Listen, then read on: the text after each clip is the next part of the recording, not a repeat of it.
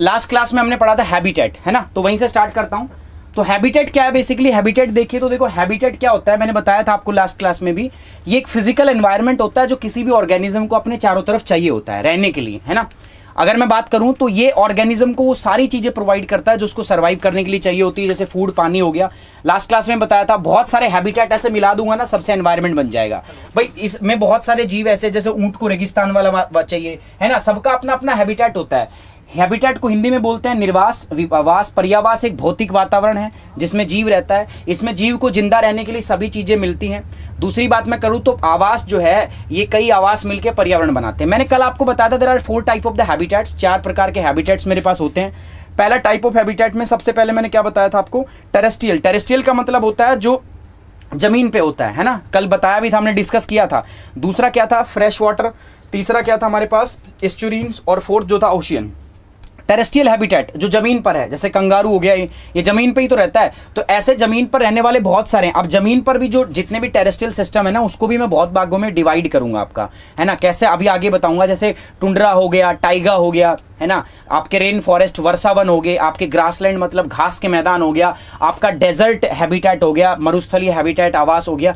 तो मैं उसको बहुत सारी भागों में विभाजित करूंगा। So terrestrial habitat are the habitat that founds on the land like forest हो गया, ग्रासलैंड, डेजर्ट। भाई जो जमीन पर पाए जाते हैं उनको बोलते हैं, ये मैं जल्दी से लिए कर रहा हूं दोस्तों क्योंकि अपन ऑलरेडी डिस्कस कर चुके हैं, ठीक है। सो टेरेस्ट्रियल हैबिटेट वो जो जमीन पर आपका पाए जाते हैं। उसके बाद मैं बात करूं आपका, जैसे आपका स्थलीय निवास, जैसे घास का मैदान हो गया, है ना, रेगिस्तान हो गया, भूमि इत्यादि, ये सारे जो है ये चीजें कहलाएंगी। उसके बाद फ्रेश वाटर। फ्रेश वाटर का मतलब क्या है, फ्रेश वाटर, अभी एमडी आपकी चीजों का समाधान करूंगा, टेंशन मत लो यार, ठीक है। तो थोड़ा सा क्लास को आगे बढ़ाते हैं, अदरवाइज वहीं अटके रह जाएंगे हम। फ्रेश वाटर हैबिटेट क्या होते हैं भाई, जहां जो फ्रेश वाटर में जो जीवन पाए, ऐसे लोग जो फ्रेश वाटर में रहते हैं, ऐसे लोग जो ताजा पानी में रहते हैं, मीठे पानी में रहते हैं। जैसे हो गया पॉन्ड, पॉन्ड मतलब तालाब, है ना, तालाब फ्रेश वाटर होता है। लेक्स जो होती हैं they are fresh water system. River जो होती हैं they are fresh water habitat. Stream, क्योंकि रिवर में भी तो रहता है ना, मछलियां नहीं रहती ताजे पानी की, so they are the fresh water habitat. Habitat का मतलब कुछ नहीं, निवास ही तो होता है, समझ में आ रही बात। तो जैसे तालाब, झीलें, नदियां आदि मीठे पानी का पर्यावास है, and we are discussing about the मीठे पानी का निवास, है ना, that is the fresh water habitat. कहने का मतलब है कहां कहां जीव रह सकते हैं, तो जीव रह सकते हैं जमीन पर, जीव रह सकते हैं फ्रेश वाटर में, नदी, तालाब, झीलों के अंदर जीव रह सकते हैं। एस्चुरीज में, एस्चुरीज क्या होती है मैंने कल भी बताया था, मान के चलते हैं ये आपका क्या है दोस्तों, समुद्र है ना। सिंपल अगर मैं बताऊं आपका कि सपोज ये आपका समुद्र है, सपोज दिस इज ओशियन, है ना, और इस ओशियन के अंदर ये रिवर आके गिर रही है ना, जैसे रिवर गिर, अब जब रिवर गिरती है ना तो जस्ट उससे पहले का जो रीजन होता है, जो रिवर के और इसके मिलने से जो पहले का ये क्षेत्र होता है, जहां पर खारा पानी और मीठा, यहां पर सॉल्ट वाटर भी होता है प्लस फ्रेश वाटर भी, जहां पर ये दोनों मीट करते हैं ना दोस्तों, सॉल्ट और फ्रेश वाटर, उसी को हम क्या बोलते हैं आपका, दैट इज एस्चुरीन। सो एस्चुरीज क्या होती हैं, सिंपल, जहां पर नदी और समुद्र मिलते हैं उसको हम क्या बोलते हैं दोस्तों, एस्चुरीज हैबिटेट हम उसको कहते हैं, ठीक है। इसको भी मैं पढ़ाऊंगा, एस्चुरीज हैबिटेट को भी, डोंट वरी। उसके बाद ये डिटेल में देखेंगे, अभी सिर्फ नाम बताए जा रहे हैं आपको। This habitat is formed by the mixing of salt, Hindi में भी देख लो, ये आवास खारे पानी और ताजा पानी के मिश्रण से बनता है, ठीक है। जब खारा पानी और ताजा पानी मिलता है तो उसी से क्या बोलते हैं, एस्चुरीज। अच्छा, एस्चुरीज में ना बहुत ज्यादा लाइफ होती है। एस्चुरीज की अगर मैं बायोडायवर्सिटी की बात करूं, मतलब जीव विविधता की बात करूं, तो इसमें ऐसे जीव मिलेंगे जो खारे पानी के, देखो फ्रेश वाटर में सिर्फ वो जीव मिलेंगे जो फ्रेश वाटर में रहते हैं, और खारे पानी में, सॉल्ट वाटर में, ओशियन में सिर्फ वो मिलेंगे जो सिर्फ ओशियन में रहते हैं। बट एस्चुरीज की खास बात क्या है, इसमें खारा पानी भी होता है और मीठा भी। दैट मीन्स इसमें दोनों टाइप के हैबिटेट के जीव एक साथ आपको मिलते हैं। That's why the biodiversity in the estuaries are high. Biodiversity estuaries में क्या होती है आपका, हाई होती है। बात आ रही समझ में, चलिए। सो एस्चुरीज आर, एंड ऐसे ही वेटलैंड जिसको हम बोलते हैं ना, वेटलैंड का मतलब क्या होता है, जो दलदली भूमि होती है। देखो एक तो होता है हमारे पास normal terrestrial ecosystem, terrestrial habitat, जिसमें जमीन पे बात मैं कर रहा हूं, और दूसरा मेरे पास हैबिटेट होता है जिसको हम क्या बोलते हैं, टेरेस्ट्रियल के अलावा, दैट इज वाटर हैबिटेट, है ना, जिसमें ओशन हैबिटेट होता है। और दोनों के बीच का जो होता है उसको हम क्या बोलते हैं आपका, जो दोनों के बीच का होता है उसमें भी बायोडायवर्सिटी, जिसको हम बोलते हैं वेटलैंड। वेटलैंड मतलब आपका दलदली भूमि, उसमें दोनों स्पीसीज मिलेंगे, पानी वाले भी और जमीन वाले भी। तो ऐसा जो बीच का जो जोन होता है ना, उनको हम क्या बोलते हैं आपका, they are known as the estuaries, ठीक है। चलिए, उनमें बायोडायवर्सिटी बहुत हाई होती है। There also known as ecotone, अभी मैं पढ़ाऊंगा आगे, उनको इकोटोन कहते हैं। ओशन हैबिटेट जो ओशन में रहते हैं, marine habitats, habitat that support the marine life, ये बेसिकली खारे पानी में पाए जाते हैं जो समुद्र जीवी होते हैं। ये लास्ट क्लास में पढ़ लिया था। माइक्रो हैबिटेट क्या होता है, मैंने बताया था कई बार हैबिटेट के अंदर एक छोटा हैबिटेट बन जाता है। पेड़ है, पेड़ किसका भाग है, टेरेस्ट्रियल हैबिटेट का। पेड़ की जड़ में कई बार क्या होता है ना, कुछ जीव जो है वो पेड़ की जड़ में ही रहने लग जाते हैं, सिम्बायोटिज्म को फॉलो करके रहने लग जाते हैं। तो जब हैबिटेट के अंदर हैबिटेट बन जाए तो उसको हम क्या बोलते हैं दोस्तों, माइक्रो हैबिटेट। निवास का वह भाग जिसमें निवास स्थान के रूप में विशिष्ट संपत्ति, मतलब निवास के अंदर ही निवास है, जैसे पेड़ की जड़ में रहने लग जाए, मैं बता रहा आपको, है ना। इसके बाद बात कर रहे हैं नीश। ये आज का एक टॉपिक हमारा है, अलग टॉपिक है, ये हमने कल नहीं पढ़ा था। कोई दिक्कत यहाँ तक यार, देखो कई लोगों को इस बात से दिक्कत होगी, सर पीछे का क्यों बता रहे हो आप, है ना, क्योंकि हम तो ज्ञानी लोग हैं, अपन ने कल पढ़ लिया था। तो देखो यार, रिवीजन जो है ना, बार बार मैं कई बार बता चुका हूँ, revision is like very necessary. Revision अगर आप नहीं करोगे तो बेकार है सब कुछ, है ना। 10 अलग अलग किताब पढ़ने से अच्छा क्या, एक किताब को 10 बार पढ़ दो। तो रिवाइज मैं करा रहा हूँ ताकि आपको दोबारा पढ़ना ही ना पड़े, ठीक है। मैं तो ये चाहता हूँ आपको नोट्स की भी जरूरत ना पड़े, यहीं से दिमाग में छप जाए। बाकी नोट्स की अपन कर रहे हैं यार, थोड़ा सा समय दो आज से, ठीक है, अलाउ अस सम टाइम। अगली बात करते हैं नीश। नीश क्या है, देखो एक एनवायरनमेंट में एक हैबिटेट है, निवास स्थल है मेरे पास, उसमें बहुत सारे जीव रहते होंगे। जमीन पर कितने जीव रहते हैं मुझे सोच के बताओ, कोई गिनती नहीं है, काउंटिंग है नहीं है। जमीन पर बहुत सारे जीव रहते हैं, मतलब टेरेस्ट्रियल हैबिटेट के अंदर बहुत सारे जीव रहते हैं। अब उन जीव में हर जीव का एक अलग रोल है, नहीं है रोल बताओ। चींटी का अलग रोल है, हाथी का अलग रोग है, इंसान का अलग रोग नहीं है, रोल है, ठीक है। उसी प्रकार से जो चमगादड़ है उसका अलग रोल है कोरोना वायरस फैलाने में। सांप का अलग रोल है, उसने भी कोरोना वायरस फैला रखे हैं। यहाँ पे चाइना में से आया कोरोना वायरस, दिल्ली में दस्तक दे चुका है। कहने में क्या चाह रहा हूँ, देखो हैबिटेट के अंदर हर जीव का अपना एक अलग रोल होता है ना। देख पा रहे हो, ये भी जीव मैंने बना, इसका एक अलग रोल है। every single organism, every single individual, every single species plays a definite role in the habitat। हर जीव का, हर ऑर्गेनिज्म का, हर स्पीसीज का अपना एक अलग रोल होता है हैबिटेट के अंदर। बस जो रोल होता है ना उसी को हम बोलते हैं नीश। बात आई समझ में। देखो आप जैसे बात कर रहे हो यार, बार बार बात करते हो सर पॉलिटी, ये ज्योग्राफी पढ़ाओ, ये पढ़ाओ, ठीक है। देखो यार, अब ये जो एज प्रोग्राम है ना, इसमें मेरा एक रोल है। मेरा रोल क्या है, मैं आपको करंट अफेयर पढ़ाऊंगा और साथ ही मैं पढ़ाऊंगा एनवायरनमेंट और पूरी इकोलॉजी और पढ़ाऊंगा पूरी biodiversity.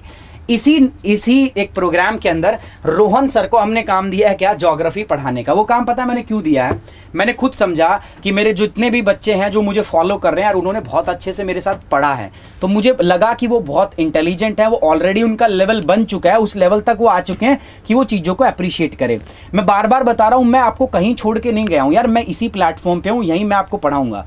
Just these are things जिसको हम चला रहे हैं, आप करो तो सही। वैसे बहुत अच्छा वो करा रहे हैं यार, I am personally observing the class, but मैं कहीं छोड़ के नहीं जा रहा। देखो 11 बजे वाले स्लॉट में कोई क्लास नहीं हो रही, जस्ट रीजन जानते हो आप, क्योंकि मैं आऊँगा, मैं वापस उस क्लास को स्टार्ट करने वाला हूँ, मैं कहीं नहीं जा रहा यार। बट द थिंग इज थोड़ा सा यार, ये जो एज प्रोग्राम है ना, पहले आप मेरे को एनवायरनमेंट की भी आप ही बोल रहे थे कि सर एनवायरनमेंट पे क्लास लाओ, अब मैं एनवायरनमेंट पे लाया। अब मैं मशीन नहीं हूँ यार, थोड़ा सा मेरे को दिक्कत हो रही है, बट गारंटी मैं दे रहा हूँ 1-2 दिन रुकिए, मैं और कुछ नहीं होगा ना तो मैं अपनी 11 बजे वाली क्लास स्टार्ट कर दूंगा, ठीक है। बट आप थोड़ा सा पेशेंस दिखाइए, मेरे साथ रहिए यार, थोड़ा सपोर्ट कीजिए यार। आपके लिए मतलब इतनी भारी कोई आज तक मिला आपको इतिहास में ऐसा बोल दे कि 75-70 क्वेश्चन ला के देंगे, देखा है क्या? लेकिन हम बोल रहे हैं यार, तो प्लीज यार गाइस सपोर्ट अस यार, प्लीज सपोर्ट करो। और मैं आपको गारंटी दे रहा हूं, मैं ही पढ़ाऊंगा ज्योग्राफी, ठीक है।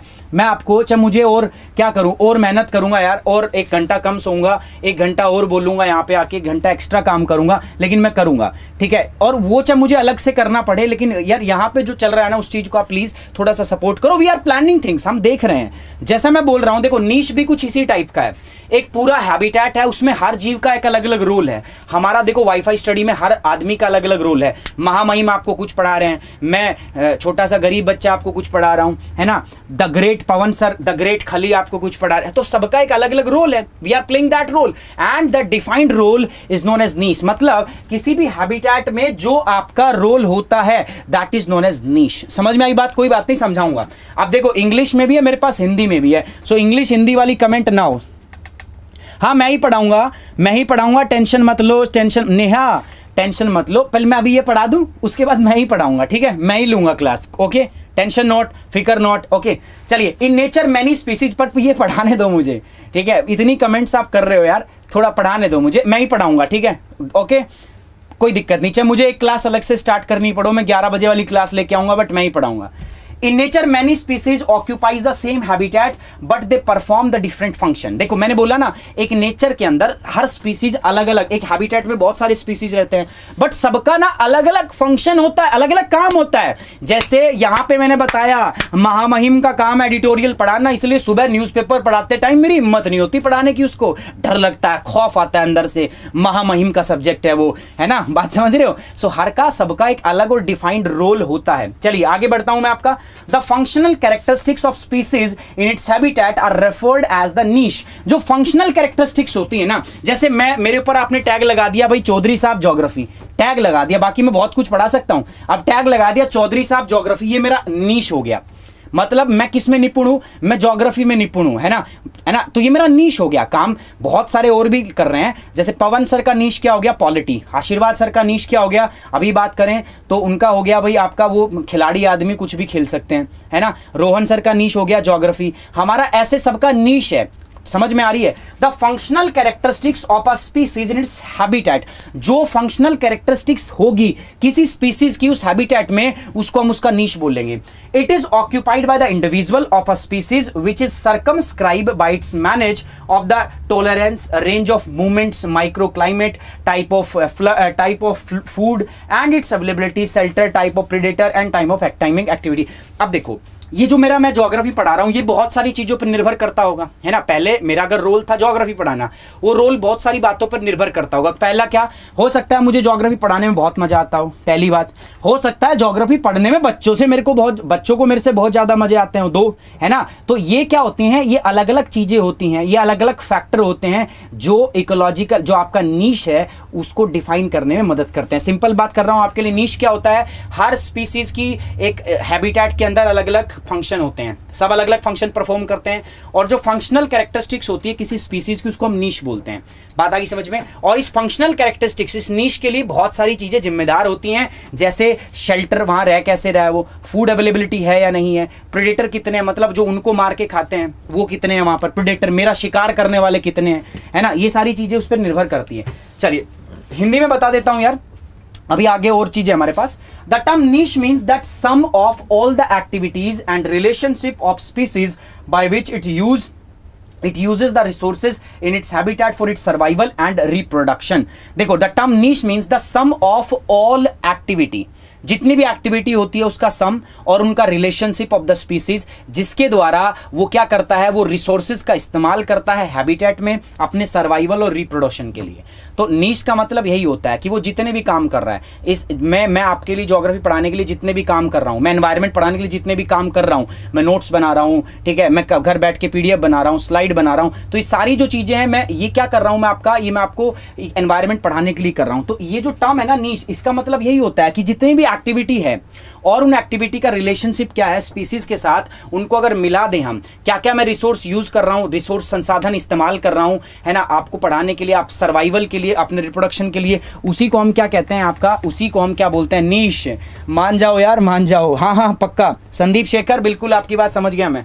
आगे बढ़े, चलो नेक्स्ट है, we can say that habitat of a species like its address. समझ में आई, अब और सिंपल हुआ। हैबिटेट का मतलब है एड्रेस, कि भाई यहां पर ये बंदा मिलेगा, उसको हम बोलते हैं नीश। देखो एक हैबिटेट है, मैं फिर बता रहा हूँ, टेरेस्ट्रियल हैबिटेट है, जमीन पे लोग रहते हैं, जमीन पे बहुत सारी जीव जंतु रहते हैं, लेकिन उस जीव जंतु में भी मैं बता दूं, अगर आपको जो ये होते हैं, चींटी होती है, उसका एड्रेस क्या हो, चींटी कहाँ मिलेगी आपको, चींटी वहां मिलेगी जहां उसको अपना आइटम अच्छे से मिला, मतलब खोदने के लिए बिल मिले, उसको खाना अच्छे से मिले, वहां मिलेगी चींटी जाके। तो मतलब मैं आपको, अगर मैं बोल दूं, आप मेरे से पूछो चींटी कहाँ मिलेगी, मैं आपको एड्रेस लिख के दे दूं, वहां मिलेगी, तो मैंने क्या बताया, मैंने आपको उसका नीश बता दिया कि वहां पर मिलेगी। क्यों? क्योंकि वहां उसको आइडियल सिचुएशन है, वहां पर उसके लिए आइडियल कंडीशंस है, वहां पर वो रिसोर्स का इस्तेमाल कर सकती है, वहां पर उसको शेल्टर है, फूड है, और वहां पर वो अपने आप सर्वाइवल के साथ साथ अपना रिप्रोडक्शन भी कर सकते हैं। तो ऐसी जगह को क्या बोलते हैं, niche. So niche, in niche we can say that habitat of a species is like its address. जो एड्रेस होता है उसी को हम नीश कहते हैं, where it lives where niche can be called as the profession, sorry niche क्या है उसका प्रोफेशन, और हैबिटेट का मतलब है एड्रेस, है ना, और नीश का मतलब है प्रोफेशन, वो वहां पर क्या काम कर रहा है। समझ में आ रही बात आपको? चलिए, जैसे यार मेरा हो गया, हम वाईफाई स्टडी में रहते हैं और मेरा प्रोफेशन क्या है, मैं आपको अभी एनवायरनमेंट पढ़ा रहा हूँ, तो ये मेरा एड्रेस हो गया, एड्रेस के साथ साथ एड्रेस वाईफाई स्टडी मेरा हैबिटेट हो गया, और मेरा काम क्या, प्रोफेशन क्या है, मैं क्या पढ़ा रहा हूँ, एनवायरनमेंट, तो एनवायरनमेंट मेरा क्या हो गया, नीश हो गया। समझ में आई बात? तो प्रकृति में कई प्रजातियां एक ही निवास पर कब्जा कर लेती है, लेकिन वो अलग अलग कार्य करती है। बात से सहमत हो आप? सुमित बताएंगे सहमत हो या नहीं? ज्योत्सना कुमारी, टीपू सर, बहुत बहुत प्रेम है यार आपके इस आप सपोर्ट और प्यार के लिए, बहुत बहुत धन्यवाद। ठीक है, नेहा लाखरा, प्रतीक्षा गौतम, एक बार शेयर करो यार। ठीक है, मैंने आपकी बात सुन ली, आपने जो बोला, ट्रस्ट मी, मैं कह रहा हूं कि कसम है मुझे कौन से वाले बाबा की, गुरमीत राम रहीम गुफा वाले बाबा की, आपकी सारी बातों को पूरा किया जाएगा, लेकिन शेयर करो यार, शेयर। ठीक है, जल्दी से एक बार शेयर कर दो सारे के सारे बच्चे। इसके निवास स्थल में किसी भी प्रजाति की कार्यात्मक विशेषताओं को उसके सामान्य निवास स्थान में आला कहा जाता है। मैं बता चुका हूं। ठीक है, नीश क्या होगा, नीश क्या होगा भाई, नीश की जो उस हैबिटेट के अंदर जो उसकी कैरेक्टरिस्टिक्स होती हैं, जो वो रोल प्ले करता है, उसको हम नीश कहते हैं। हिंदी में इसको आला बोलते हैं, हम आला। ठीक है, चलिए, आला रे आला, कौन आला बताए, मेरे को याद नहीं आ रहा। सो डिफरेंसेस बिटवीन हैबिटेट एंड नीश। अब पूछोगे सर ये तो कंफ्यूज हो गया, आपने दिमाग खराब कर दिया, हमें समझ में नहीं आ रहा हैबिटेट क्या है, नीश क्या है। फिर बता देता हूं, देखो, हैबिटेट इज लाइक आपका address and niche is like your role, वहां पर आप क्या रोल परफॉर्म करते हो। ठीक है, वन बाय वन देखते हैं। हैबिटेट के अंदर देखते हैं, it is a specific place और locality where a community reside. ये वो जगह है जहां पर एक समुदाय रहता है। हिंदी में बोल रहा हूं दोस्तों, ये वो एक जगह है, एक स्पेसिफिक प्लेस है जहां पर समुदाय रहता है, उसको बोलते हैं हैबिटेट, निवास। ठीक है, निवास। वैसे अगली स्लाइड हिंदी में, टेंशन मत लो, है ना। निवास किसे कहते हैं, जहां पर कोई समुदाय, कम्युनिटी का मतलब क्या, समुदाय रहता है, that place is known as समुदाय। ठीक है, habitat. A habitat has a number of niche, और एक हैबिटेट में बहुत सारे आला होते हैं, मतलब बहुत सारे नीश जो होते हैं वो वहां पर पाए जाते हैं एक हैबिटेट के अंदर, है ना। Habitat support a number of species, एक हैबिटेट के अंदर बहुत सारे स्पीसीज रहते हैं, लेकिन नीश के अंदर सिर्फ एक स्पीसीज होगा, है ना। A number of environments variables occur in a habitat, एक हैबिटेट, एक निवास के अंदर बहुत सारे environmental variables हमारे पास उपस्थित होते हैं। ऐसे ही अगर मैं बात करता हूं किसके बारे में दोस्तों, मैं बात करता हूं नीश के बारे में। नीश क्या होगा, देखो, it is a specific place और locality where a community reside, यहां पर कम्युनिटी रहती है। इसमें क्या है, it is an ecological component of habitat which is delimited by the functioning of an organism। ये कम्युनिटी, ये इसका ही हिस्सा है हैबिटेट का, लेकिन यहां पर वो ऑर्गेनिज्म जो है वो कुछ अलग ही टाइप के फंक्शन करता है, कुछ विशेष प्रकार के कार्य करता है, सो इसीलिए उसको हम डिफरेंट कर देते हैं। A niche does not have a components, इसके अंदर कोई कंपोनेंट, जैसे यहां पर अगर मैं बात करूं, ये नंबर ऑफ नीश होते हैं इसके अंदर, भाई हैबिटेट के अंदर बहुत सारे नीश होते हैं, लेकिन नीश के अंदर कुछ नहीं होता, कोई कंपोनेंट नहीं होता। नीश सपोर्ट्स अ सिंगल स्पीसीज, नीश के अंदर सिर्फ एक स्पीसीज होता है जिसको सपोर्ट करता है। Niche has a species specific set of environmental regime, इसके अंदर कुछ specific set of environmental regime हमारे पास होते हैं। ठीक है, ये वास हो गया यानी कि हैबिटेट, ये हो गया अपना क्या, ये सेकंड वाला पार्ट हो गया नीश। यहाँ एक विशिष्ट स्थान या इलाका है जहां पर समुदाय निवास करता है। ये निवास का एक पारिस्थितिक घटक है जो एक जीव के कामकाज द्वारा सीमांकित होता है। ठीक है, एक निवास स्थान में कई नखरे हैं, मतलब कई कंपोनेंट है, नोट्स नखरे, एक नीश है, बहुत सारे यहाँ पर, एक उसमें बहुत सारे नीश हैं, और यहाँ एक आला में कोई घटक नहीं होता, मतलब आला के बाद अगर नीश में देखूँ तो कुछ नहीं होता, लेकिन वास के अंदर हमारे बहुत सारे क्या होते हैं, नीश पाए जाते हैं। पर्यावास कई प्रजातियों का समर्थन करता है, लेकिन नीश जो है उसमें सिर्फ एक ही प्रजाति मिलती है, एक ही प्रजाति का समर्थन होता है। कई पर्यावरण से मिलकर एक निवास बनता है ना, बहुत सारे पर्यावरण, कई पर्यावरण चर एक निवास स्थान में होते हैं, मतलब एक निवास जो होता है, हैबिटेट जो होता है, उसमें बहुत सारे एनवायरमेंटल फैक्टर्स होते हैं, लेकिन आला जो है वो पर्यावरणीय शासन का एक विशिष्ट समूह होता है। ठीक है, आगे बढ़ रहा हूं मैं। अब देखो ये कुछ ऐसे है, मतलब एनवायरमेंट अगर देखूं तो बहुत बड़ी चीज है। सबसे छोटे लेवल पर क्या है मेरे पास, नीश, नीश के बाद में क्या आता है आपका हैबिटेट, और ऐसे जब हैबिटेट मिलते हैं तो इसको हम क्या बोलते हैं, एनवायरमेंट। चीज क्लियर है या नहीं है, सभी लोग बताओ यार मेरे को, सब बताओ जल्दी से, क्लियर है या नहीं है।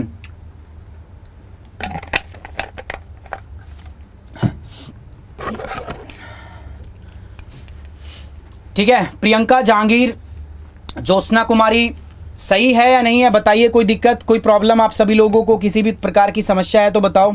आपकी ज्योग्राफी वाली बात सुन ली मैंने, ठीक है। चलिए आगे बढ़ रहा हूं मैं अब। नेक्स्ट देखो, ये हो गया देखो एनवायरनमेंट इधर, हैबिटेट और नीश। अगली बात करते हैं कि difference between habitat and environment, है ना। अभी तक जो पढ़ा हमने वो हमने हैबिटेट और नीश के बारे में पढ़ा। Now will discuss about the habitat and environment. Habitat क्या होता है? Is always has the life. भाई हैबिटेट जो होगा ना, निवास के अंदर यहां पर हमेशा लाइफ एग्जिस्ट करेगी, जबकि एनवायरनमेंट के अंदर जरूरी नहीं है कि लाइफ एग्जिस्ट करे। बहुत सारे हैबिटेट को मिला के, पिछले उसमें देखा हमने स्लाइड के अंदर, जब नीश मिलते हैं तो हैबिटेट बनता है, हैबिटेट से एनवायरनमेंट बनता है, ठीक है। तो जरूरी नहीं है, जब मैं हैबिटेट की बात करूंगा दैट मीन्स मैं एक क्षेत्र की बात कर रहा हूं, हैबिटेट से मिलकर एनवायरनमेंट बनता है। तो हर हैबिटेट के अंदर क्या होगा? लाइफ होगी। हैबिटेट के अंदर लाइफ होगी, बट जरूरी नहीं है कि एनवायरनमेंट के अंदर कोई लाइफ हो। All habitats are environment. जितने भी हैबिटेट होते हैं ना, they are part of environment. चाहे वो टेरेस्ट्रियल हैबिटेट हो, एक्वाटिक हैबिटेट हो, एस्चुराइन हैबिटेट हो, they are all part of the environment. But जरूरी नहीं है ऐसा कि उल्टा सही हो कि सारे एनवायरनमेंट हैबिटेट होते हैं, ऐसा नहीं हो सकता, है ना। मैं क्या कह रहा हूं, सारे हैबिटेट एनवायरनमेंट होते हैं, बट सारे एनवायरनमेंट हैबिटेट नहीं होते। सारे निवास पर्यावरण के भाग है, बट सारा पर्यावरण निवास नहीं हो सकता। पूरे पर्यावरण में आप जाके निवास नहीं कर सकते। A habitat is always a preference of one species। एक हैबिटेट में एक ही टाइप की स्पीसीज रहती है, लेकिन पर्यावरण में तो बहुत टाइप की स्पीसीज रहेंगी हमारे पास, है ना।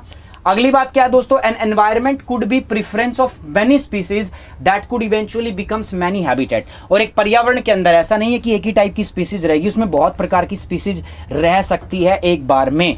देखो पानी के अंदर कौन सी स्पीसीज रहेगी? भाई हैबिटेट, अगर मैं वाटर हैबिटेट बात करूं, पानी के नीचे वो स्पीसीज रहेगी जिनके अंदर जो फेफड़े नहीं अपने गिल्स से सांस ले सके, है ना, वो स्पीसीज पानी के अंदर रहेगी, है ना। लेकिन पर्यावरण में तो बहुत टाइप की स्पीसीज रहती है यार आपका, ठीक है। अगली बात करूं मैं, क्या है? Usually the environment governs the property of habitat but not vice versa. देखो एनवायरनमेंट ये डिसाइड करेगा, किसी जगह का पर्यावरण जो है वो डिसाइड करेगा कि हैबिटेट कैसा होगा, ना कि इस बात से डिसाइड होगा। उल्टा नहीं हो सकता कि हैबिटेट से पर्यावरण डिसाइड हो। ओके चलिए आगे बढ़ते हैं दोस्तों। Difference between habitat and environment Hindi में, निवास स्थान है जो हमेशा जीवन होता है, पर्यावरण में हमेशा जीवन होता है, जबकि अगर मैं निवास में हमेशा जीवन होता है, पर्यावरण में आवश्यक नहीं है कि जीवन हो। सभी आवास पर्यावरण है, लेकिन सभी वातावरण आवास नहीं होते। एक निवास हमेशा एक ही प्रजाति की प्राथमिकता होती है, एक पर्यावरण कई प्रजातियों की प्राथमिकता हो सकती है, जो अंततः कई निवास स्थान बन जाते हैं। और आप आमतौर पर पर्यावरण एक निवास स्थान है के गुणों को नियंत्रित करता है, लेकिन इसका विपरीत जो है वो कतई सही नहीं है, है ना। टाइप ऑफ नीश, अब देखो नीश के भी कई प्रकार होते हैं, ठीक है। नीश एक बड़ा टॉपिक है तो टाइम भी लगेगा उसके अंदर। मैंने कमेंट पढ़ी कि सर अभी 1 घंटे में नीश हो रहा है, ठीक है, तो टॉपिक होगा तो होगा ना। अब ऐसे अगर मैं बहुत फास्ट कराने लग जाऊंगा, सर के ऊपर से जाएगा आपको। So guys please be patience, है ना।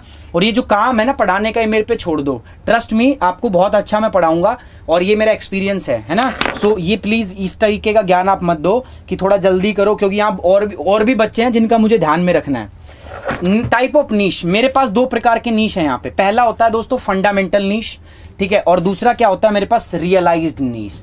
आला 2 प्रकार के, पहला क्या फंडामेंटल और दूसरा क्या रियलाइज। फंडामेंटल समझे क्या है? देखो फंडामेंटल में आते हैं। फंडामेंटल क्या है? The natural habitat of a species where it can easily get foods for its energy requirement and reproduce its fundamental niche. देखो एक ऐसा इलाका, एक ऐसा हैबिटेट में एक ऐसी जगह है जहां पर एक स्पीसीज को अपना खाना बहुत आसानी से मिल जाए, उसकी एनर्जी रिक्वायरमेंट के लिए वो रिप्रोडक्शन प्रजनन कर सके, उसको हम क्या बोलते हैं? फंडामेंटल नीश। समझ में आ रही है? नीश 2 टाइप के, फंडामेंटल और रियलाइज्ड नीश। और इतना आसान नहीं है यूपीएससी, ठीक है, आसान बहुत है, लेकिन पेशेंस का खेल है ना। पेशेंस रखनी पड़ती है। कुछ टॉपिक ऐसे भी आते हैं जो दोस्तों समझ से परे होते हैं, लेकिन मैं क्या बोला, बार बार मैं बोलता हूं यार, यूपीएससी इज लाइक दिस, ठीक है। ये है यूपीएससी। यूपीएससी ये नहीं है भैया, ये नहीं है, ये यूपीएससी नहीं है। UPSC is like this. आप जाओगे, है ना, स्टार्ट हुआ था जिस दिन हमने कोर्स लॉन्च किया था, you are like at this. आप मैंने जब बात स्टार्ट की थी आप ऐसे थे। जिस दिन क्लास स्टार्ट हुई आप लोगों ने जोश दिखाया, 1700 बच्चे आए, तो at that time you are here. लेकिन अब जो है वो ग्राफ आपका जैसे नीचे जा रहा है, कुछ बच्चों का जा रहा है नीचे, तो कोई बात नहीं, जाएगा। कुछ टॉपिक आपको समझ में नहीं आएंगे, मैं बार बार बोल रहा हूं, आपको यहां से नीचे जाके ऊपर आना है। जो ये ऊपर निकलने में कामयाब रहा वो उसको मिलेगा भाई सिलेक्शन। बाकी तो ऐसे ही लगे पड़े हैं इस भीड़ में, बता देता हूं मैं, सिलेक्शन उसी का होना है भैया जो इससे भी ऊपर आके दिखाएगा, ठीक है। सो फंडामेंटल नीड्स कुछ टॉपिक ऐसे हैं, you have to be patience for that, लेकिन यूपीएससी में आएगा सब कुछ, इसलिए मुझे पेशेंसली मुझे अच्छे से पढ़ाना पड़ेगा। अगर मैं कोई चीज़ स्किप कर दूंगा ना तो गए हो गया काम, फिर आ लिए तुम्हारे 70 नंबर, ठीक है, 70 क्वेश्चन फिर आ लिए अगर मैं से छोड़ने लग गया तो। शंकर आईएएस की बुक में भी नहीं है, एनवायरनमेंट के लिए सबसे अच्छी बुक मानी जाती है शंकर आईएएस की बुक, लोग पढ़ते हैं, जाके देखना जो पढ़ा रहा हूँ उसके अंदर भी नहीं है, जाके देखना। नीश एक वर्ड दिया हुआ है, बस खत्म बात, पूरा पढ़ा रहा हूँ आपको। इतना कहीं मिल जाए ना तो खड़े को मैं जिंदा समाधि ले लूँगा, अगर और बताओ इससे ज़्यादा क्या बोल लूँ मैं आपको। 70 क्वेश्चन देने हैं, मतलब देने हैं भाई, 70 क्वेश्चन दे के मानेंगे। कोई बात नहीं, थोड़ा जोश में आ गया था। The natural habitat of species where it can easily get food for its energy requirement and can reproduce in its fundamental needs। एक ऐसा इलाका जहां पर कोई भी हैबिटेट, कोई भी स्पीसीज नेचुरली उसको फूड मिल जाए, खाना मिल जाए और वो रिप्रोड्यूस अंदर प्रजनन कर पाए, उसको बोलते हैं हम fundamental niche. There are no competition of in this niche. अब उसके विरोध में, मतलब मेरे विरोध में, चलो मान के चलो मैं ऐसे एग्जांपल देता हूँ, चलो मैं आपको एनवायरनमेंट पढ़ा रहा हूँ, है ना, तो एनवायरनमेंट एक ऐसा सब्जेक्ट है मैं बहुत आसानी से पढ़ा दूंगा, है ना, like it's like child play for me. और ये ऐसा भी है कि मेरा कोई कॉम्पिटिटर यहाँ आ ही नहीं सकता, so there is no competition in the environment in front of me. So वो मेरा हो गया फंडामेंटल नीश, कि इसमें तो बस मेरे को महारत हासिल हो रखी है। तो जब भी किसी स्पीसीज को किसी एनवायरनमेंट, किसी जगह पर अपनी एनर्जी रिक्वायरमेंट के लिए सारी फंडामेंटल चीज़ें मिल जाएं, फूड मिल जाए, एनर्जी मिल जाए, वो अच्छे से रिप्रोड्यूस कर पाए, फंडामेंटल नीश कहते हैं। इसमें उसका कोई कॉम्पिटिटर नहीं होता। रियलाइज्ड नीश क्या होता है, ये फंडामेंटल से अलग होता है। इसमें क्या होता है दोस्तों, it is environment that a species finally gets because of the many limiting factor, ठीक है। It's not money, it's many limiting factor. इसके अंदर अगर मैं आपको बताऊं तो बहुत सारे लिमिटिंग फैक्टर होते हैं, ठीक है, बहुत सारे आपके लिमिटिंग फैक्टर होते हैं, उनके बाद में जाकर वो रियलाइज होता है। रियलाइज से पता समझ रहे हो आप कि रूपांतरित हुआ है। पहला फंडामेंटल तो जो है वो है, ये रूपांतरित होता है। It is the environment that a species finally gets because of the many limiting factor. बहुत सारे फैक्टर थे, उसके बाद में रियलाइज होके ना तब जाकर ये बना है। Realised niche is a subset of fundamental. देखो फंडामेंटल सेट, ये नीश ये बड़ा है किससे, आपका रियलाइज नीश से, ये इसी का भाग है। तो आपसे सवाल पूछा जा सकता है, realised niche is a subset of the fundamental niche. Question लेके आ रहा हूं आपके लिए, कब, आपका जब जैसे ये टॉपिक खत्म होता है ना बेसिक टर्म्स का, शायद आज खत्म हो जाएगा आपका, तो जैसे ही खत्म होगा आपको इसके ऊपर क्वेश्चन देखने को मिलेंगे हमारे ऐप पर, या मैं आपको बताऊंगा कहां पर आप उसके क्वेश्चन जो है लगा सकते हो, ठीक है, प्रैक्टिस कर सकते हो। और मैं गारंटी दे रहा हूं जो क्लास देखेगा एक क्वेश्चन ही छोड़ेगा। सवाल क्या आ सकता है, फंडामेंटल नीश जो है is a subset of, consider the following statement. कुछ स्टेटमेंट दे दी, आपको बतानी सही है गलत है। पहली स्टेटमेंट है fundamental niches is a subset of realised niches. गलत है, सही है, गलत स्टेटमेंट है, because realised niches is the subset of the fundamental need. ये इसका भाग है ना, कि ये इसका भाग है, ये नेचुरल है लेकिन ये मॉडिफाइड होता है, बहुत सारे फैक्टर के बाद में ये चेंज होता है, ठीक है। बात आ रही समझ में, चलिए ये भी समझ में आ गई भाई बच्चों को, बहुत बढ़िया। अब एक टर्म होती है अडेप्टेशन। अडेप्टेशन समझना पड़ेगा भाई। मैं एक ऐसा जानवर हूं, मैं मान लेता हूं मैं ऐसा जानवर हूं, ठीक है, जो सर्दियों में रहता था। वैसे मेरा जन्म हुआ था अलास्का में, मैं अलास्का का प्राणी हूं, मेरा जन्म हुआ था अलास्का में, बाद में मेरे को यहां उठा के ले आए थे। कोई बात नहीं, सुल्तान नसरीन, अगली बार से ब्लू जो है हम यूज़ नहीं करेंगे, आपको दिक्कत हो रही है, हाँ कोई बात नहीं, ब्लू का इस्तेमाल नहीं किया जाएगा। Neha Praveen, okay, it's okay, okay, ठीक है। और कोई सजेशन है तो मेरे को दे सकते हो आप। अडेप्टेशन क्या होता है, मैं अलास्का का जीव हूँ, मतलब मैं बर्फ़ों में पैदा हुआ था, बाद में मेरे को लेके आया गया कहाँ पर, रेगिस्तान के अंदर, मुझे सारा मरुस्थल में छोड़ दिया गया। अब मेरा जन्म हुआ था अलास्का में, मैं अलास्का में रहने के हिसाब से पला हूँ, बड़ा हूँ, है ना। लेकिन जब मुझे आप यहाँ लेके आओगे तो मुझे ऑब्वियस बात है क्या लगेगी, गर्मी लगेगी, और मैं उस हिसाब से ना ढाल नहीं पाऊंगा अपने आप को, है ना। पहले हमारी पूंछ हुआ करती, पता है आपको, लंबी सी पूंछ हुआ करती, लेकिन अब वो चली गई है पूंछ। क्यों चली गई है वो पूंछ भाई, पूंछ इसलिए चली गई क्योंकि अब पूंछ की कोई ज़रूरत नहीं है, तो पूंछ गायब होगी धीरे धीरे, है ना। जिराफ जो था ना, देख रहे हो आप, पहले इसकी गर्दन छोटी होती थी। जिराफ कहाँ पे पाए जाते हैं, ग्रासलैंड, घास के मैदान में, है ना। और घास के मैदान में एलिफेंट ग्रास होती है, अगर आपने सुना हो जो एलिफेंट ग्रास, मतलब बड़ी बड़ी होती है, मतलब उसमें हाथी भी छुप जाता है, इतनी बड़ी ग्रास होती है। अब ग्रासलैंड के अंदर में जो प्रेडेटर होते हैं, जो टाइगर्स वगैरह होते हैं, जिसको अभी मैं पढ़ाऊंगा ऑटोट्रॉफ, जो अपने फूड प्रोडक्शन, फूड चेन के अंदर एनर्जी फ्लो में पढ़ाऊंगा, तो वो जो घासों के अंदर से शेर वेर क्या करते थे, छुप के शिकार करते थे। तो ये जिराफ जो है इसका शिकार हो जाता था। इसका मांस बहुत लचीला होता है, बहुत लचीला, मतलब मज़ा आ जाता है शेर को खाने में, बहुत पसंद करता है शेर इसके मांस को। तो अब इनको बेचारों को देखना पड़ता था, शेर तो आ नहीं रहा है, शेर तो आ नहीं रहा है, तो जैसे उचक उचक के देखते थे, तो धीरे धीरे इनकी गर्दन जो थी अब वो क्या होगी, स्टार्टिंग में जिराफ की गर्दन छोटी थी, लेकिन अब जिराफ की गर्दन लंबी हो गई है, क्योंकि ग्रासलैंड में रहते हैं तो इनको ऊपर से ध्यान रखना पड़ता है कि कोई शिकारी इनका शिकार करने तो नहीं आ रहा है। तो इसको क्या बोल दिया जाता है, अडेप्टेशन, रूपांतरण। पहले कुछ था अब कुछ हो गया है, ठीक है। सो आप भी अडेप्टेशन के लिए हमेशा तैयार रहा करो, किसी भी चीज को अडेप्ट करने के लिए तैयार रहा करो, है ना। ये चीज होती है, चीजें मुश्किल भी आएंगी, आसान भी आएंगी, you have to be like ready for the adaptation. So adaptation क्या होगा, as I told you, it is a evolutionary process, ये आपके विकास की एक प्रक्रिया है, where an organism becomes better suited of its habitat, जिसमें धीरे धीरे वो जो ऑर्गेनिज्म है वो धीरे धीरे अपने एनवायरनमेंट के साथ में ढलता हुआ चला जाता है, ठीक है। कोई भी दुनिया भर के एग्जाम्पल आप ले सकते हो, ठीक है, बहुत सारे एग्जाम्पल आप ले सकते हो। कोई भी एक ऐसा जीव है, जैसे एक कुत्ता होता है Siberian husky. Siberian husky basically Siberia में पाए जाते हैं, वहाँ बहुत बर्फ होती है, नहीं तो आप उस पर नेट पे सर्च करना, साइबेरियन हस्की, बड़े बड़े बाल होते हैं, फर होती हैं उसके बहुत ज़्यादा, वो बर्फ में रहने वाला कुत्ता है। लेकिन हम क्या करते हैं, उसको इंडिया में ले आते हैं, शौक है, अच्छा दिखता है ना, नाक बड़ी उसकी नीले कलर की होती है, तो हम उसको इंडिया में ले आते हैं, इंडिया में अपने पास उसको रखते हैं। अब इंडिया में पड़ती है गर्मी, तो साइबेरियन हस्की का साइबेरियन चुस्की बन जाता है वो, ठीक है, एकदम सूख जाता है, बहुत बुरा हाल हो जाता है। इंटरनेट पे आपको फोटो दिख जाएगी, क्यों, वो ठंड में रहने वाला है यार, यहाँ पर कैसे रख पाओगे आप उसको, वो अडेप्ट नहीं कर पाता तो नहीं होगा बात। सो अडेप्टेशन क्या, इट्स अ इवोल्यूशनरी प्रोसेस, अपने आप को ढालने का एक प्रक्रिया है, जहाँ पर जो ऑर्गेनिज्म है वो अपने आप को उस हैबिटेट के अकॉर्डिंगली सूट करता है।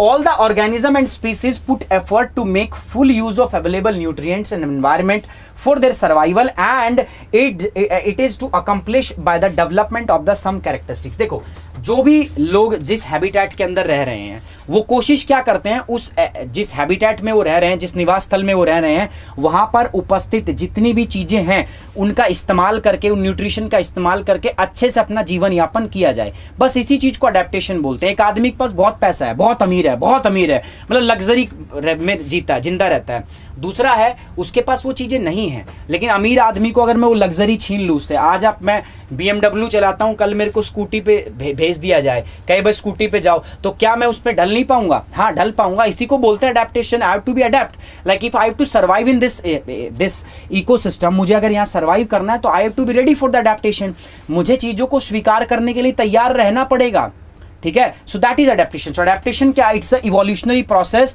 Bye which organism becomes better suited to its habitat, अपने हैबिटेट के अकॉर्डिंग वो अपने आप को ढालता है और अच्छे से वो बदलाव अपने अंदर लाता है। जैसे मैंने बताया, एग्जांपल दिया जिराफ का, भाई जिराफ जो था ना, पहले इसकी गर्दन इतनी बड़ी नहीं थी, ठीक है, लेकिन अब इसकी गर्दन जो है बहुत बड़ी हो गई है। एक्चुअली यार ये ब्लू कलर जो है ना, मैं इसमें दिखा दूं, ये वास्तव में वो स्लाइड यूज करते हैं, तो मुझे पता नहीं है ब्लू कलर आपको दिक्कत कर रहा है, but I promise next time blue नहीं मिलेगा आपको, ठीक है, नेक्स्ट टाइम ब्लू को चेंज कर देंगे। सो आज मैं बहुत हाथ जोड़ के आपसे क्षमा चाहता हूँ, कोई प्रॉब्लम है तो इसको करना माफ, ठीक है, बच्चा हूँ यार, गलती होगी मेरे से भी, ओके। सो एक बार लाइक तो कर दो यार, 1138 people are watching and likes are still 9922, please यार लाइक करो, शेयर करो, आपका काम है, आपका परिवार है ना। रूपांतरण बोलते हैं इसको, एक विकासवादी प्रक्रिया जहां पर एक जीव अपने आवास के अनुसार बेहतर और अनुकूल अपने आप को बनाता रहता है ना।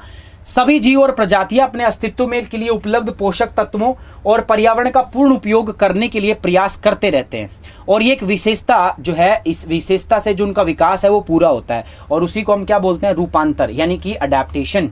जैसे जिराफ की बात कर ले, जिराफ की गर्दन छोटी होती थी, लेकिन विकास के कारण उसकी गर्दन जो है क्या होगी, लंबी होगी है। समझ में आ रही है बात? जैसे जैसे विकास होता है ना, गर्दन लंबी होगी उसकी। पहले मैं ज्योग्राफी पढ़ाता था, लेकिन अब जब मैंने देखा बच्चों के एनवायरनमेंट में बहुत जरूरत है, तो मैंने विकास करके मैं एनवायरनमेंट में आ गया। समझ रहे हो? So this is known as adaptation. You also have to ready for the adaptation. आपको भी अडेप्टेशन क्या करनी पड़ेगी, इसके लिए तैयार रहना पड़ेगा। ब्रांचेज ऑफ इकोलॉजी, ठीक है, इकोलॉजी की ब्रांच क्या क्या है, ये तो गड़बड़ कर दिया इसने। ब्रांचेज ऑफ इकोलॉजी, हाँ ये रहा, 2 ब्रांच होती है इकोलॉजी की, ठीक है। अब ये फिर कहोगे सर नीला हो गया, हटा ही देता हूँ मैं, नीले वाले को दिखाता ही नहीं हूँ। ब्रांचेज ऑफ इकोलॉजी, ठीक है यार, माफ करना नहीं हो, अब पढ़ाना तो पड़ेगा। ब्रांचेज ऑफ इकोलॉजी है ना, इकोलॉजी की ब्रांच क्या होती है, तो पहले बात करते हैं इसकी, ठीक है। सॉरी यार, ये एक लास्ट स्लाइड है, ये देख लो, ठीक है। अब की बार नीला कलर मैं खत्म कर दूंगा, या तो मैं नहीं आऊँगा या नीला कलर नहीं आएगा। सर एक रिक्वेस्ट है, हर क्लास के बाद 15 मिनट का ब्रेक होना चाहिए माइंड फ्रेश करने के लिए, थोड़ी ब्रेक लेकर पढ़ना तो माइंड में सब कुछ सेट रहेगा। चलो ठाकुर, इस पर भी हम बात करते हैं, ठीक है, इस पर भी हम बात करते हैं कैसे क्या चीज़ें रही जाए। और बताओ यार, कोई भी सजेशन, यार सजेशन जितनी भी है ना आपकी, sumit.rathi03 इंस्टाग्राम मेरा अकाउंट है, वहाँ बताइए, मेरा फेसबुक अकाउंट है, या sumit.kumar@wifi study या sumitrathi3@gmail.com। जितनी भी आपकी सजेशन है इस प्रोग्राम को लेके, जो आप चाहते हो, आप पर्सनली मेरे को फीडबैक दो, we will try to implement that. एक एक चीज को हम इंप्लीमेंट करेंगे। अब इकोलॉजी के अंदर भी 2 ब्रांच होती है। पहली ब्रांच जो होती है उसको बोलते हैं ऑटोलॉजी, AUTECOLOGY। It involves the study of an individual species. इसके अंदर सिर्फ एक इंडिविजुअल स्पीसीज है ना, उसकी पढ़ाई की जाती है, उसकी हम स्टडी करते हैं विद इट्स एनवायरमेंट। एक इंडिविजुअल स्पीसीज, जब मेरा एनवायरमेंट के साथ क्या संबंध है, ये अगर इंडिविजुअल स्पीसीज की हम स्टडी करते हैं तो उसको क्या बोलते हैं, आपका ऑटोलॉजी इसको बोलते हैं हम, ठीक है, क्या बोलते हैं आपका ऑटोलॉजी इसको कहा जाता है। In this Mphasis is given on the requirements and reaction of an individual species together with the influence of the environment upon it. इसमें सिर्फ एक ही काम होता है कि मेरा एनवायरमेंट के साथ क्या इंटरेक्शन हो रहा है, क्या इन्फ्लुएंस है, मेरे को एनवायरमेंट कैसे इन्फ्लुएंस कर रहा है, एनवायरमेंट मेरे को कैसे इन्फ्लुएंस कर रहा है, मैं कैसे कर रहा हूं। तो जब इंडिविजुअल स्पीसीज का एनवायरमेंट के साथ में जो संबंध है वो चीज निकाली जाए तो उस ब्रांच को क्या बोलते हैं हम, ऑटोलॉजी। आज का जो देखो, अब हमारा जो बेसिक टर्म्स होती है ना, जो मैं पूरी इकोलॉजी में इस्तेमाल करने वाला हूं, वो खत्म हो गई है ना। कल से अपन चलेंगे ऑर्गेनाइजेशन के ऊपर, फिर एनर्जी फ्लो के ऊपर, वो बहुत जबरदस्त इंटरेस्टिंग टॉपिक है सारे के सारे, ठीक है। लेकिन ये बताना तो पड़ता है ना, बाद में आगे जाके सपोज मैं वर्ड यूज करूं नीच। अब नीच तो आपने पढ़ा ही नहीं, आप सोचोगे सर पता नहीं नीच नीच कह रहे हैं, क्या कह रहे हैं, है ना। तो ऐसी ऊंच नीच ना हो, इसलिए मुझे नीच पहले ही पढ़ाना पड़ा, है ना। सो ब्रांच इसमें क्या है, इसमें वातावरण के साथ साथ एक व्यक्तिगत प्रजाति का अध्ययन शामिल होता है, या इस पर पर्यावरण के प्रभाव के साथ व्यक्ति की आवश्यकताओं और सारी जो प्रतिक्रिया है उनकी हम स्टडी इसमें करते हैं। अगली बात है दोस्तों, दैट इज साइकोलॉजी, ठीक है। सिनिकोलॉजी, सिनिकोलॉजी क्या होती है, सिनिकोलॉजी हम इसको बोलते हैं study of relation of the group of different species. देखो, सिंगल की आप पढ़ाई कर रहे हो, एक सिंगल स्पीसीज की, तो उसको हम क्या बोलेंगे, AUT ऑट इकोलॉजी, ऑटोलॉजी इसको हम बोलते हैं। लेकिन अगर इकट्ठी आप पढ़ाई कर रहे हो तो उसको क्या बोलेंगे, अगर आप इकट्ठी कंबाइंड स्टडी करते हो then that is known as synecology. मतलब एक अकेले स्पीसीज का एनवायरनमेंट के साथ रिलेशन देखा तो ऑटोलॉजी, और अगर इकट्ठे ग्रुप का देख रहे हो, देखो लिखा हुआ है ग्रुप ऑफ डिफरेंट स्पीसीज, अलग अलग स्पीसीज, डिफरेंट स्पीसीज की अगर एक साथ आप अगर स्टडी देख रहे हो तो उसको हम क्या बोलेंगे, that relation is known as the synecology, ठीक है। अपने पर्यावरण के साथ विभिन्न प्रजातियों के समूह के संबंध का अध्ययन क्या कहलाता है, आपका ये कहलाता है, ठीक है, गॉट इट। चलिए, now come to the level of ecology, ठीक है। Here the topic start. अब बेसिक जो चीजें होती है ना, जैसे ज्योग्राफी में लैटिट्यूड लॉन्गिट्यूड वो सिखाया था, वो वाला पार्ट हो चुका है, समाप्त, फिनिश हो चुका है। अब आएगा आपका लेवल ऑफ ऑर्गेनिज्म। देखो लेवल कैसे बनता है आपका, इकोलॉजी में क्या क्या चीजें होती हैं। देखो सबसे बेसिक लेवल पर होता है इंडिविजुअल, यहाँ देख पा रहे हो, देखो सांड खड़ा है, मैंने सांड का इस्तेमाल किया है, राजन जी का चिन्ह है ये, इसको बोलते हैं इंडिविजुअल। हर आदमी, मैं भी इंडिविजुअल हूँ यार। सो ऐसे अगर आप अपने आप से शुरू करोगे ना तो स्टार्ट होता है इकोलॉजी, आपके आप से ही स्टार्ट होता है। तो सबसे नीचे आता है इंडिविजुअल, इंडिविजुअल में एक आप आदमी आता है, एक खाली एक जीव आता है, ठीक है।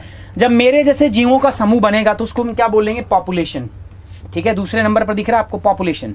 जब ऐसी बहुत सारी पॉपुलेशन अलग अलग स्पीसीज की मिलेगी तो उससे क्या बनेगी, कम्युनिटी। कम्युनिटी के अंदर बहुत सारी वेरियस स्पीसीज की पॉपुलेशन होती है। इंडिविजुअल में सिर्फ एक स्पीसीज होता है, एक अकेला जीव होता है, और जब जीवों का समूह बनता है तो उससे जनसंख्या बनती है, और जब अलग अलग जीवों की जनसंख्या मिलती है तो उससे कम्युनिटी, समुदाय बनता है।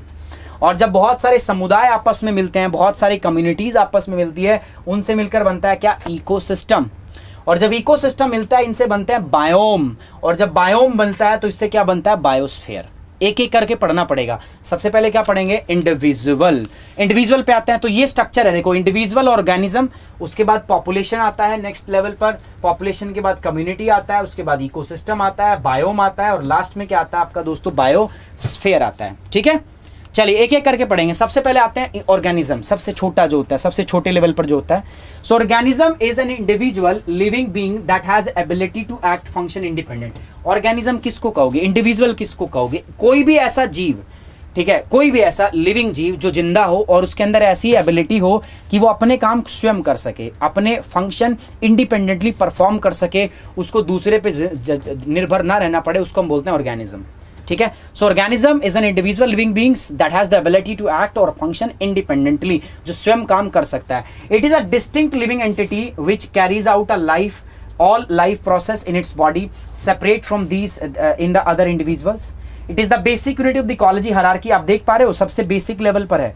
मतलब अगर मैं देखूं आप पूरे सिस्टम में सबसे पहले क्या आता है, इंडिविजुअल आता है ना, इंडिविजुअल या ऑर्गेनिज्म, यही तो आता है सबसे बेसिक लेवल पे, उसके बाद ये आता है। तो ये जो इकोसिस्टम है, पूरी इकोलॉजी का बेसिक यूनिट यही है, इंडिविजुअल। पूरी इकोलॉजी की बेसिक कौन सी, आपका इंडिविजुअल। ठीक है, इसके बाद क्या कह रहा था, constituent of an individual can not survive individually, है ना। अब इंडिविजुअल में क्या है भाई, मेरे अंदर मैं स्पीसीज हूँ, मेरे कॉन्स्टिट्यूएंट में किस किस चीज़ से मिलकर बना हूँ, हाथ है मेरे पास, पैर है मेरे पास, गर्दन है ना, इनसे मिलकर मैं बना हुआ हूँ। क्या मेरा हाथ अकेले, मैं अगर हाथ को काट दूँ अकेले काम कर लेगा, हाथ अकेले काम कर लेगा, मुंह अकेले काम कर लेगा, नहीं। तो कह रहा है जो कॉन्स्टिट्यूएंट होते हैं जिससे इंडिविजुअल बनता है, वो कभी इंडिपेंडेंट परफॉर्म नहीं कर सकते, वो कलेक्टिव परफॉर्म करते हैं। ये इकोलॉजी की बेसिक यूनिट है, हायरार्की में सबसे नीचे आते हैं ये। ठीक है, और ये इंडिविजुअल जो हैं they are have the ability to act function independently, ये इंडिपेंडेंट जो है वो काम करते हैं। ठीक है, तो यही है अपना, देखो, जीव व्यक्तिगत जीवन है जो कार्य करने या स्वतंत्र रूप से कार्य करने की क्षमता रखता है, उसको हम जीव बोलते हैं। एक अलग जीवित इकाई है जो अपने शरीर के सभी जीवन प्रक्रियाओं को बाहर निकालती है और अन्य व्यक्तियों से भी इससे अलग होती है। वो ये पारिस्थितिक आपका पदानुक्रम की मूल इकाई होती है और एक व्यक्ति के संविधान अलग अलग रूप से नहीं काम कर सकते। ठीक है, अच्छा, एक बात ये होगी खत्म आपकी।